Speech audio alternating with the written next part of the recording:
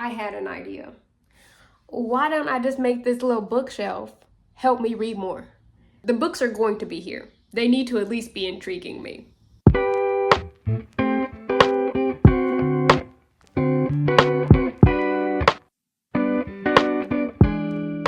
This idea came about because I've just finished this book and I thought I am so excited to start a new book.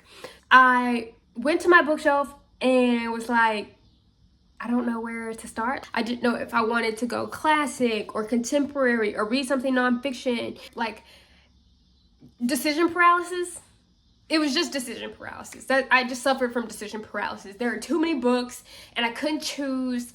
And so I thought, let me get some books that I'm feeling and that make me, it's the start of fall. Let me get some fall type books that make me feel fall and set them aside. And I set them aside and I thought, you know, if you give a mouse a cookie, why don't you also get a bookshelf? So that's what I did. And that's where we are. So my goal this year was 12 books to read for the entire year, and I quickly met that. And the way I chose those 12 books at the beginning of the year, I just kind of picked 12 books that felt like I might want to read them this year, and I did. And that doesn't include my book club book picks. So I would have read 24 books over the course of this year because there's a book every month. So I'm essentially reading 2 books a week. But by the time I had finished my 12 books that I had personally picked, and I was waiting on my book club to announce next month's pick, I just thought I should read something else. And so I quickly fell into reading 14. Now, at this point, I'm at 18 books read for the year, which again, a lot of people is not that much, but for me, that is really solid.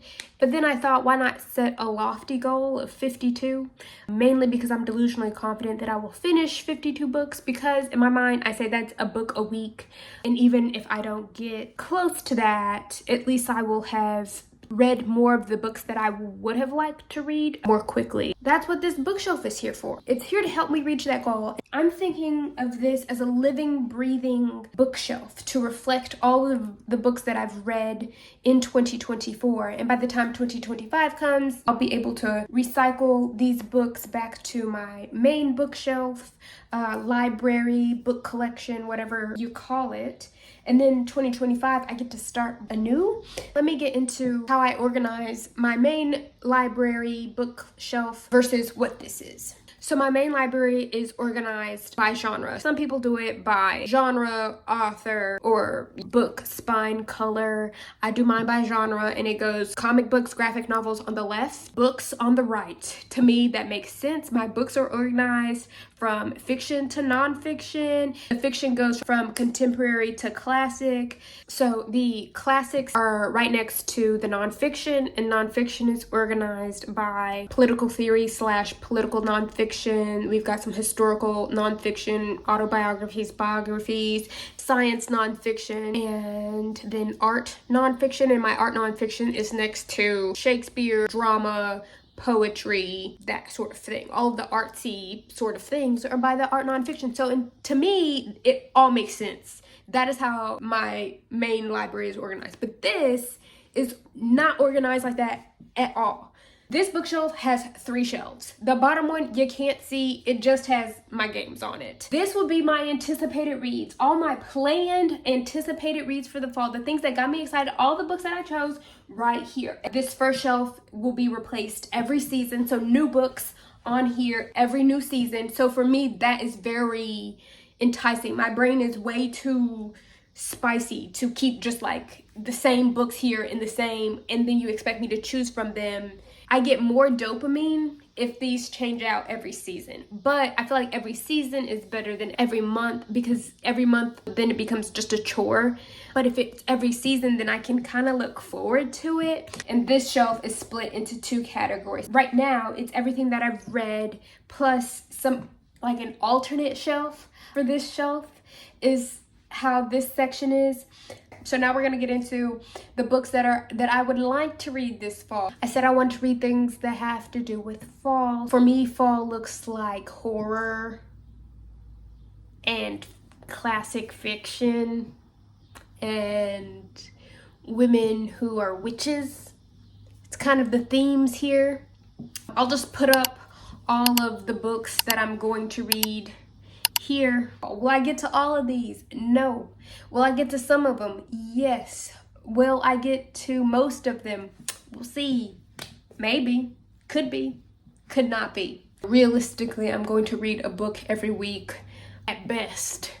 So at worst, maybe I spend a month on 2 books. That's kind of like probably the worst case scenario. I plan on reading some of these books, and the ones that I don't finish at the end of the season, if I feel like I still might want to read them in the winter, I will put them down here. If not, they go back to my main bookshelf to be read some other time when I'm actually feeling it. And now I'll just touch on a few that are more priorities for me.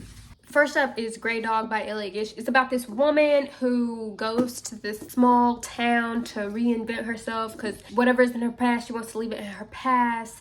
So then she ends up seeing weird things in nature, like this beast, what she calls the Grey Dog, and things from her past start popping up, past traumas. Her grip on reality starts to loosen, which for me is a theme of many of the books that are on this shelf, because for me, fall, that's what I like to read about. I mean, anytime, really. That's what I like reading about. I'm open to reading a book across any genre with that as a theme. It also comes with a free ebook, which makes me excited to read this more, because then I get to have a copy when I am on the go. I go rock climbing and hiking and stuff, and I take my books with me, and that's how a lot of times they get damaged. So that's actually a really good thing that I could just put it on my Kindle. I'm trying to take my Kindle with me more places instead of books, so we'll see how that works out. Then we've got The Bluest Eye by Toni Morrison. I am ashamed to say, haven't read a single word of Toni Morrison. I don't know her. And I want to know her because I feel like everybody in my family has read Toni Morrison. I believe this is her first novel that she published, and so I'm going to start with this.